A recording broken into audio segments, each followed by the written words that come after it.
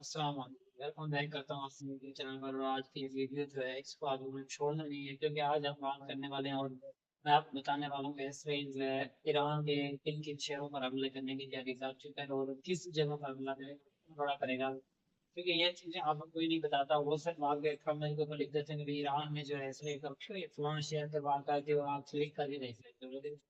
برعکس اگر دیکھا جائے تو ایسی چیزیں کچھ ہوتی ہیں اور کچھ وہ اپنی طرف سے بنا کر کرتے ہیں۔ آج میں آپ کو بتا یہ بات کنفرم ہو گئی ہے کہ جہاں کے اوپر جو ہے ایسے حملہ کرے گا، وہ بہت بڑا حملہ کرے گا۔ اس کے جو ریزن ہے وہ میں آپ کو پھر بڑا حملہ تو ایران کے اوپر ہوگا۔ دیکھیں میں آپ کو بتا دوں کہ اس وقت جو ہے امریکہ کے جتنے بھی خطر سے خطرناک ایئر ڈیفینس سسٹم ہیں وہ اسرائیل کو اندر تعینات کر دیے گئے ہیں۔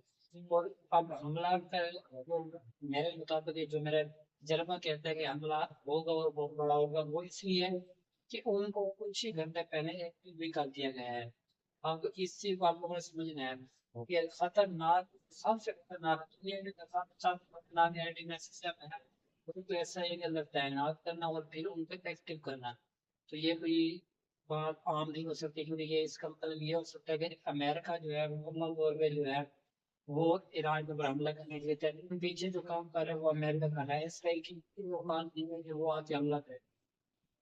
تو اس وجہ سے میں آپ کو کہہ رہا ہوں کہ چند گھنٹوں میں یا 24 گھنٹوں میں یا 48 گھنٹوں میں یا 72 گھنٹوں کے اندر ایران کے اوپر بہت بڑا حملہ ہو سکتا ہے۔ اور میں آپ کو بتا دوں کہ ہمارے جو عرب دیش ہیں، بہت سے عرب دیش ایسے بھی ہیں جنہوں نے اسرائیل کو باقاعدہ یہ بھی کہا ہے کہ آپ حملہ کریں، آپ کے پاس موقع ہے۔